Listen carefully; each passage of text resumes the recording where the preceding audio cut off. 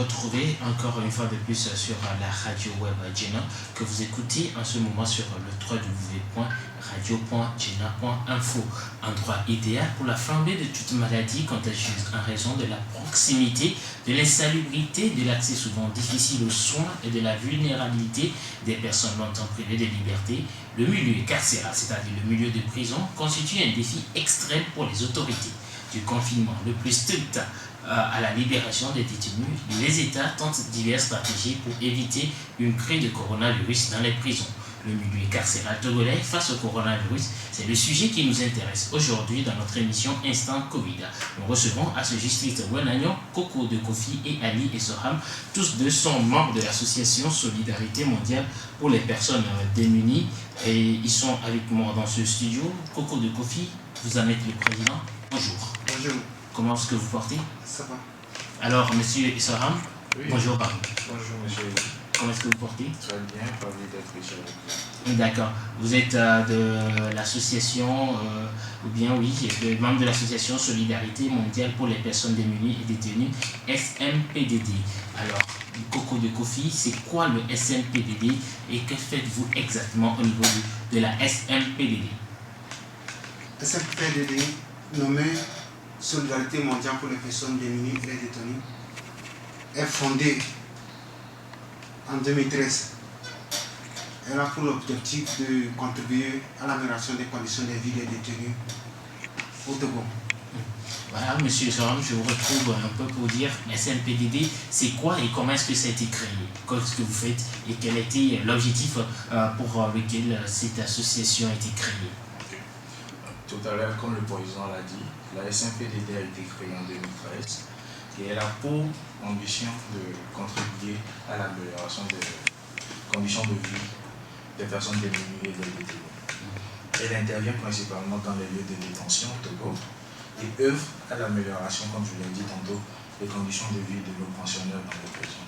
Voilà, c'est un peu les objectifs de la SMPDD qui travaille beaucoup plus dans le milieu carcéral. Alors, quelle relation est-ce que vous entretenez aujourd'hui avec le monde carcéral, vu que votre association doit beaucoup plus travailler là-dedans? Bien. Dans le monde carcéral où nous intervenons, nous menons principalement des actions de monitoring, donc de surveillance des droits de l'homme. Également, nous offrons, quand le besoin se fait sentir, une assistance juridique aux personnes vulnérables dans les lieux de détention. Donc, il arrive que de temps à autre, certains détenus y soient pour de longues durées, pour de longues peines, et n'ont pas forcément la bonne information concernant ce qui concerne leurs droits. Donc, nous sommes là. Nous leur offrons un accompagnement, Oui. nous leur offrons de l'aide, du soutien, dans la mesure du possible. Nous travaillons surtout en collaboration avec les autorités pénitentiaires, avec les prisonniers eux-mêmes et leurs familles. Okay. Alors, monsieur Coco de Kofi, vous avez certainement une expérience. Dites-nous, quand vous êtes président, comment est-ce que vous êtes venu l'idée de créer cette association pour ceux-là qui vivent en milieu carcéral? Comme mon collègue a répété tout à l'heure, et moi, je suis président de SMPDD. C'est mon passage à la prison, mon séjour. Je suis un ex-détenu et c'est mon séjour à la prison qui m'a relevé beaucoup de choses. Et aujourd'hui, j'ai vu que sans les contributions, les conditions de détention ne vont pas améliorer. Raison pour laquelle nous avons jugé bon de créer une association qui doit mener les actions pour contribuer à l'amélioration des conditions de détention au Togo. Voilà, monsieur Coco de Kofi, président de l'association Solidarité mondiale pour les personnes démunies et détenues, qui lui-même est un ex-détenu et donc qui tire toutes les leçons de son passage à la prison civile de Lomé, c'est ça? Oui. À la prison civile de Lomé aujourd'hui pour lancer sa société, bien son association, afin de pouvoir aider ces personnes. Et nous sommes dans l'instant Covid sur le www.radio.djena.info, une émission que vous suivez depuis un bon bout de temps déjà, et nous parlons du milieu carcéral face au coronavirus. Alors, monsieur le président Cocody Kofi, je reste avec vous. Depuis le 16 mars, le gouvernement togolais, mieux, depuis le 1er avril, avec le discours du chef de l'État, le gouvernement togolais a décrété l'état d'urgence sanitaire pour une période de 3 mois. Il y a eu plusieurs mesures qui ont été prises en ce sens. Et dites-nous, quelle appréciation vous faites des mesures aujourd'hui prises par les autorités togolaises, surtout dans le monde carcéral? Merci, monsieur Lee. Et tout d'abord, je salue cet décret, les efforts que le gouvernement a mis en place pour la libération des 1048 détenus. Et moi, précisément, je remercie l'État. Et il y a 1148 détenus qui ont été libérés de l'ensemble du territoire. Et il y a les mesures qui ont été prises, l'interdiction d'accès aux prisons visiteurs. Voilà. Sur moi, je salue aussi cette décision parce que le milieu carcéral, c'est comme le grand marché de Lomé. Et imaginez-vous quand le coronavirus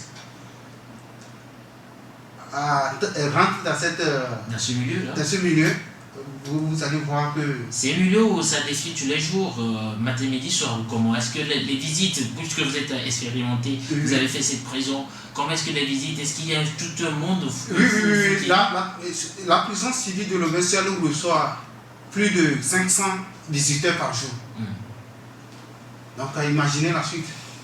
Mais tout de suite, vous êtes en train de vous réjouir du fait qu'on ait suspendu les visites dans ce milieu carcéral. Mais la question que je vais me poser, vous connaissez très bien cette prison, les visites, c'est pour apporter de la nourriture, parfois de l'argent, parfois du soutien moral aux prisonniers. Est-ce que quand on suspend cela, est-ce que ça ne va pas affecter les prisonniers de face sur un plan moral? C'est vrai que ça va les affecter, mais c'est pas nécessaire pour vous? C'est nécessaire pour qu'on arrête les visites. Parce que c'est les détenus, eux, ils sont à la prison, ils ne bougent pas. Et c'est les visiteurs qui font leur va-et-vient. Et donc vous pensez que c'est les visiteurs qui pourront apporter le coronavirus chez les prisonniers? Selon ce que l'État a analysé, selon les responsables, ils ont dû analyser que non, que les visiteurs peuvent apporter. Parce que quand on déterre les nouveaux, on les met en quarantaine. Donc les visiteurs qui font des va-et-vient, eux, ils font apporter le coronavirus dans les prisons. Monsieur Eli, depuis que l'état d'urgence sanitaire a été décrété au Togo, il y a eu plusieurs mesures qui ont été prises, comme vous l'avez dit. Et concernant le monde carcéral déjà, nous avons essayé de relever quelques-unes qui, à notre sens, sont à saluer. Il s'agit notamment de la libération anticipée des 1048 détenus dont nous avons parlé. Oui, nous en parlerons beaucoup plus au fur de cette émission. Voilà. Et à cela s'ajoute l'interdiction des visites dans les prisons. Également l'augmentation du nombre de repas à 2 par jour dans toutes les prisons sur toute l'étendue du territoire. Et également la décision de mettre en isolement, de mettre en quarantaine de façon systématique tous les nouveaux entrants dans chaque prison. Et nous, à notre niveau, à la SNPDD, nous devons nous réjouir de ces mesures d'abord. Donc, nous nous réjouissons fortement de ce que l'État a décidé de prendre ces mesures pour intention peut diminuer les risques de contamination qui pesaient jusqu'ici sur nos amis qui sont dans les prisons. Seulement, nous gardons toujours un œil attentif pour que dans la pratique, ces mesures soient observées correctement et qu'il n'y ait pas de soucis. Oui, justement, moi, mon inquiétude, ça reste le fait de couper systématiquement ces visites à ces prisonniers. C'est vrai, la maladie peut venir de l'extérieur, mais est-ce que ces prisonniers, puisque vous avez parlé tout de suite de leur prise en charge, psychologiquement, ceux-là, certains qui sont psychologiquement faibles, ne seront-ils pas atteints par cette interdiction de visite? Cela ne risque-t-il pas de leur faire mal? Bien, en fait, la question, elle a raison d'être. Je pense que tout homme sensé doit peut-être essayer d'y réfléchir. Mais à notre niveau, nous pensons que c'est un mal nécessaire, comme vous l'avez dit. Et en réalité, nous espérons que nos amis qui sont dans les prisons ne sont pas trop impactés par ces mesures. Parce qu'en réalité, c'est le contexte que nous vivons actuellement qui a provoqué la prise de ces décisions. Voilà, c'est le contexte qui a certainement obligé le gouvernement à prendre la prise de ces décisions et que vous êtes en train de saluer la suspension des visites au niveau de la prison civile du Togo, l'augmentation des repas à 2. Nous rappelons que le prisonnier n'avait droit qu'un seul repas par jour et maintenant la mise en quarantaine systématique de tous les nouveaux déférés, de tous ceux-là qui arrivent en prison désormais. Alors, je vais rester avec vous, M. Soham. Selon vous, est-ce que cet univers carcéral-là, aujourd'hui, avec les décisions qu'est en train de prendre le gouvernement, est beaucoup plus à l'abri d'une épidémie ou bien de la survenue du coronavirus dans les prisons du Togo? Non, nous ne pensons pas que nos prisons soient à l'abri. Rien qu'à voir le flux de personnes qui entrent et qui sortent, nous ne pensons pas, nous ne pouvons pas le penser.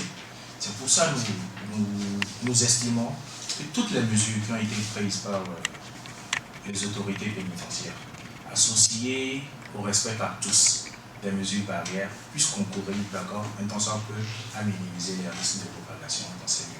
Voilà. Monsieur Koko de Kofi, vous êtes un expérimenté, c'est vous qui l'avez déclaré sur nos ondes tout de suite, vous avez fait la prison de Lomé. Vous vous réjouissez des mesures prises par le gouvernement, surtout la suspension des visites. Alors, dans ce cas, lorsqu'on est en prison, à la prison civile de Lomé, lorsqu'on est en prison et qu'on n'a pas de visite, comment est-ce qu'on arrive à combler ce vide-là? Comment est-ce qu'on arrive à se comporter en prison réellement? C'est difficile. C'est difficile s'il n'y a pas de visite. Mais comme mon collègue l'a répété, c'est les situations qui obligent. Et l'administration pénitentiaire a pris cette disposition pour pouvoir accompagner les détenus, voilà, 2 repas par jour. Donc moi, c'est concernant leur... Comment est-ce qu'ils vont pouvoir vivre parce qu'il n'y a pas de visite? Est-ce qu'entre eux, ils peuvent se combler ce vide-là en prison, entre prisonniers, on peut discuter, combler ce petit vide-là qu'on a de ne pas peut-être voir nos parents, nos enfants, nos femmes? Non, ils ne peuvent pas. C'est-à-dire ça reste toujours un guide pour eux. Et à ce moment, ils cherchent à demander à l'État de reprendre les choses. Donc, leur souhait que le coronavirus parte et les activités reprennent normalement. Voilà. Justement, on était en train de parler de la quarantaine qui est mise systématiquement en place au niveau de la prison civile de Lomé. Vous qui connaissez les lieux, dites-nous aujourd'hui, est-ce qu'il y a l'espace nécessaire pour qu'on puisse faire une quarantaine? Parce que la quarantaine, c'est minimum 14 jours et on peut aller même au-delà. Est-ce qu'il y a de la place nécessaire, vu que habituellement on crée, les prisons sont bondées, est-ce que vous pensez que la prison civile de Lomé, par exemple, a de la place pour accueillir ceux-là qu'on pourra mettre en quarantaine? Oui, dès que la décision est tombée du chef de l'État, l'administration pénitentiaire a pris toutes ces mesures, ils ont dégagé certains bâtiments pour pouvoir placer les nouveaux arrivés en quarantaine. Donc, selon moi, de toutes les mesures qu'ils ont prises là-bas, ça peut aller. Alors, M. Soham, votre président, je suis satisfait de cette prise de décision, la quarantaine, l'espace y est. Est-ce que depuis les premières décisions, vous avez vérifié l'effectivité de cette quarantaine? Si oui, est-ce que vous estimez, vous, peut-être pour ne pas déjuger votre président, est-ce que vous estimez qu'il y a de la place toujours? Est-ce que là où on va mettre ceux-là qui sont en quarantaine, est-ce adéquat quand même? Vous savez, votre question fait ressurgir l'éternel débat qui concerne la surpopulation carcérale dans notre pays et surtout la proximité des locaux. Voilà. Donc, nos prisons, de façon générale, manquent d'espace pour prendre en charge tout le flux de prisonniers qui rentrent. Donc, de façon normale, on a déjà ce problème-là encore. Donc, associé au fait qu'aujourd'hui, on fait face à une situation inédite, on ne peut toujours qu'espérer, d'accord, que les mesures que les uns et les autres prennent au niveau de l'autorité compétente puissent, un temps soit peu, suffire suffit pour contenir le mal. Mais dire que c'est effectif, c'est clair que c'est effectif. C'est effectif parce que nous avons pu, grâce à la collaboration que nous avons avec l'administration pénitentiaire, confirmer qu'aujourd'hui, dans l'ensemble des prisons, à chaque fois qu'un détenu entre, il est systématiquement amené à l'isolement pour une période de 14 jours. Voilà. Et après, s'il ne manifeste aucun signe, il est transféré dans le groupe. Enfin, s'il ne manifeste aucun signe, sera transféré dans le grand groupe. Et là encore, c'est un autre problème qui va se poser pour lui pour la suite de son séjour carcéral. Nous sommes sur le www.radio.jena.info, une présentation d'Eric Atico de l'Instant Covid, une émission qui met en exergue toute une stratégie de lutte contre le coronavirus ici au Togo. Nous avons eu plusieurs invités. Aujourd'hui, nous parlons du milieu carcéral face à la pandémie du coronavirus au Togo, et nos invités sont de la SMPDD, l'association Solidarité mondiale pour les personnes démunies et détenues. Donc vous comprenez, le président un expérimenté de la prison, puisque c'est lui qui l'a dévoilé sur nos antennes, il a été prisonnier. Alors le chef de l'État en parlait également du discours du président de la République le 1er avril, il a libéré 1048 détenus pour être prisonniers, et ils ont bénéficié de la grâce présidentielle, dont 454 à Lomé, Coco de Kofi. Comment est-ce que vous appréciez ce geste du président de la République ou des autorités togolaises? Nous avons salué ces gestes parce que c'est énorme. Mais c'est l'occasion pour moi de plaider encore pour les détenus. On devait faire plus que ça. Vous pensez que 1048, ce n'est pas assez? Et ce n'était pas, le décret n'était pas général pour tous les détenus. Il y a les prévenus qui n'ont pas bénéficié de ce grâce présidentielle. Oui, les prévenus, on ne les a pas encore jugés pour qu'ils puissent partir. Donc imaginez si quelqu'un est prévenu pour homicide volontaire, donc le libérer, comprenez. Moi, à mon avis, le président, l'État pourrait dire non, ceux qui ont passé la moitié de leur peine peuvent être libérés des deux côtés, soit condamnés ou prévenu. D'accord. Monsieur Essoram, votre président trouve que ce n'est pas encore assez, mais les populations togolaises s'inquiètent quand même par rapport à la libération de ces détenus. Certains pensent que parmi les brigands, il y a des voleurs qui peuvent revenir. Est-ce que vous, au niveau de votre association, lorsqu'il y a ces genres de choses, vous pensez à pouvoir faire un monitoring au niveau de ces détenus-là, leur parler de ne pas retomber dans les travers? Bien, en fait, il faut aussi comprendre qu'en amont, notre association mène des activités qui touchent à la réinsertion sociale. Donc, même dans la prison, nous animons des groupes de parole, nous animons des ateliers de travaux pratiques avec ces détenus-là pour les préparer à la réinsertion. Bien. Après leur libération, nous continuons toujours le travail avec ces personnes dans le cadre de la mise en œuvre de notre centre de transit que nous avons, où nous recueillons ces détenus-là qui sortent et nous travaillons avec eux. Nous leur fournissons ce qu'on appelle déjà un accompagnement psychosocial. Nous les aidons aussi à recommencer leur vie professionnelle. Nous les aidons aussi à travailler sur un plan de vie qu'après tout ils mettent en œuvre une fois que nous estimons que le moment est venu pour eux de nous quitter. Voilà. Monsieur le Président Coco de Kofi, avec cette libération, il y a plusieurs questions qu'on se pose. Certains, ils n'ont plus leurs parents, peut-être qu'ils ne savent plus que leur parent est décédé, la maison familiale a été vendue, tout cela, comment est-ce qu'ils font pour vivre? Mais selon nos informations, vous avez un centre quand même qui essayait, un centre de transit des ex-détenus, où certains sont passés. Vous pouvez nous dire ce que vous faites et comment est-ce que ce centre de transit des ex-détenus fonctionne? Le centre de transit des ex-détenus du Togo a différentes activités. Nous avons différents services. On les accompagne à la prison et après et avant et après. C'est ce que tu peux dire pour leur réinsertion. Il faut préparer d'abord les détenus à la prison. Depuis qu'ils sont à la prison, les préparer, leur faire savoir qu'il y a un centre de transit pour eux. Oui. Donc, pour ceux qui n'ont pas ceux qui ne peuvent pas rejoindre leur famille, ceux qui n'ont pas de chez, donc c'est ça comme vous venez de le dire, il faut les préparer d'abord. Mais quand des critères de discussion étaient venus, c'était venu dans les dernières minutes. Ça vous a surpris? Oui. On était là où l'administration pénitentiaire nous a fait appel de venir à la prison pour pouvoir accueillir les détenus. Et actuellement, nous avons accueilli 53 détenus, une cinquantaine de détenus qui sont à notre disposition, sachant qu'il y a d'autres qui étaient avant. Donc aujourd'hui, on les a logés et ils font aussi des activités sociaux. Oui. Non, je ne parle pas d'économie. C'est psychologique? Oui. Ok. Et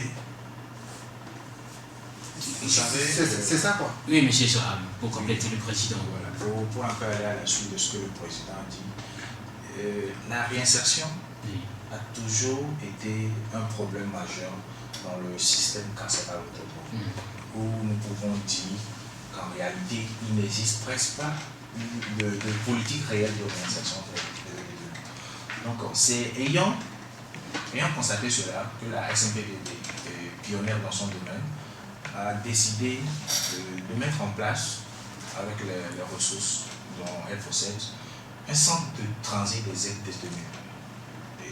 C'est le premier au Togo, c'est le seul d'ailleurs. Et ce centre a principalement pour objectif de recueillir les ex-détenus qui sortent de la prison et de leur fournir un accompagnement jusqu'à leur réinsertion sociale. Et ce que nous pouvons aussi dire, c'est que c'est nos relations que nous avons avec l'administration pénitentiaire qui ont permis qu'au soir de leur libération, nous avons été appelés et qu'on s'est vu confier plus d'une cinquantaine de détenus avec lesquels nous travaillons actuellement. Et comme le président l'a dit, c'est un accompagnement d'abord psychologique que nous leur offrons, un suivi médical, parce qu'il y a certains d'entre eux aussi qui sont sortis avec des maladies, un accompagnement aussi matériel, si nous pouvons l'appeler, puisque nous leur fournissons non seulement un hébergement, mais aussi de la nourriture de façon quotidienne, et un centre aussi de lecture que nous avons, de divertissement, qui leur permet de se divertir un peu. Alors, cela dit qu'il y aura forcément besoin d'avoir de l'argent, des moyens financiers, peut-être des moyens matériels. Alors, Coco de Kofi, d'où est-ce que vous obteniez ce soutien? Est-ce que vous avez une aide de l'administration pénitentiaire, de l'État, des partenaires? Comment est-ce que vous avez fait pour survivre à toutes ces dépenses? Il y a l'administration pénitentiaire qui nous apporte les appuis et certaines bonnes volontés aussi et qui nous appuient, mais concrètement on n'a pas un partenaire fixe qui accompagne le centre de transit à ce jour. Alors, il n'y a pas de partenaire fixe, vous faites comment? C'est votre argent, comment? Ou bien quand il y a peut-être des reliquats au niveau de l'administration pénitentiaire, puisque vous dites que vous avez de très bonne relation avec eux, on vous dit ok, tenez ceci, faites cela, parce qu'on vous envoie peut-être une trentaine de détenus? Alors, en fait, je pense que dans sa réponse, le président a voulu utiliser un peu de diplomatie. Il est vrai que l'association reçoit certains financements de ses partenaires privilégiés. Ce qu'il faut dire, c'est que c'est sur des projets ponctuels. Voilà. Donc, sur des projets ponctuels que nous avons, nous arrivons à décrocher de temps en temps le soutien de certains partenaires. Néanmoins, pour ce qui concerne le centre de transit, qui a été mis en place, je considère que cela un an, c'est en 2019, l'idée est jeune. Nous n'avons pas d'accompagnement à proprement parler. Surtout sur le plan financier, nous n'avons pas. Et c'est sur les fonds propres de l'association, les fonds que l'association tire de certaines activités génératrices de revenus que nous arrivons à financer cette prise en charge. Mais oui, il est vrai que nous recevons quand même un appui technique de la part des autorités, surtout de l'administration pénitentiaire. Alors, on est à quelques minutes de la fin de cette émission. Dites-nous, la sensibilisation au niveau des prisons, est-ce qu'il y a des gens qui vont pour les sensibiliser sur les gestes barrières? Est-ce qu'il y a des dons qui sont faits aux prisonniers en termes de peut-être gel hydroalcoolique, le masque et tout ça? Est-ce que vous en faites également? Oui. Il y a dans la société, il suffit, nombreux ont participé à ça et je les dis merci. Et il y a les sensibilisations que nous avons fait. Nous avons nos affiches même dans les cellules des détenus. Donc je sais très bien que les détenus eux-mêmes ils sont sensibilisés, ils sont avisés plus que nous qui sommes ici. Ok. Alors, monsieur Zaham, voilà, nous tirons à la fin de cette émission.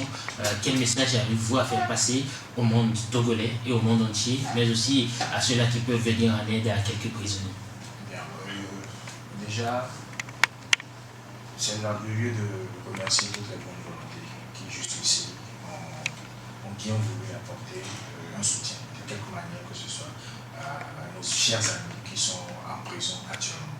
Vous savez, de manière générale, la vie en prison n'est pas du tout évidente. Et actuellement, encore plus actuellement, où on se retrouve dans une période de psychose, si je peux me permettre, c'est pas facile pour ces personnes. Donc, déjà, c'est un appel que je vais lancer, d'accord, aux bonnes volontés, de ne pas surtout oublier qu'on a des compatriotes, qu'on a des amis, qu'on a des frères, qu'on a des fils qui croupissent déjà dans ces endroits, laissés presque à eux-mêmes.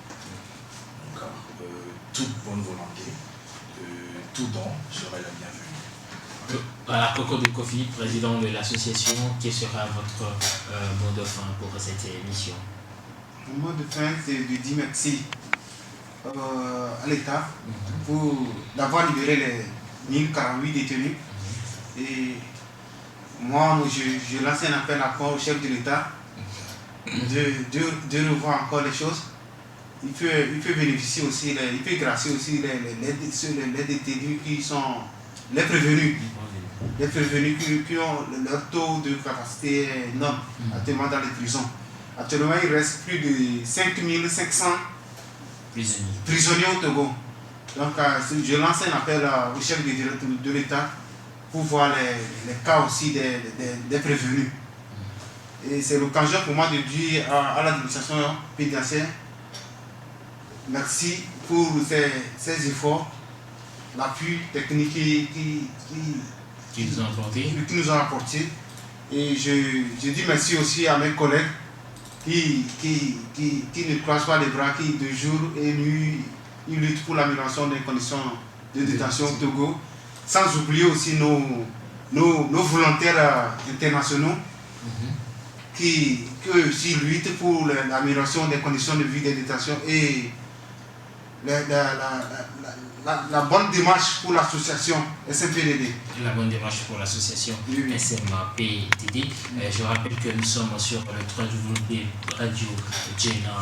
www.radiogena.info dans cette émission Instant Covid qui a été offerte par 3 médias en ligne que sont à la radio web Gena et puis ses partenaires Ecovision d'Africa.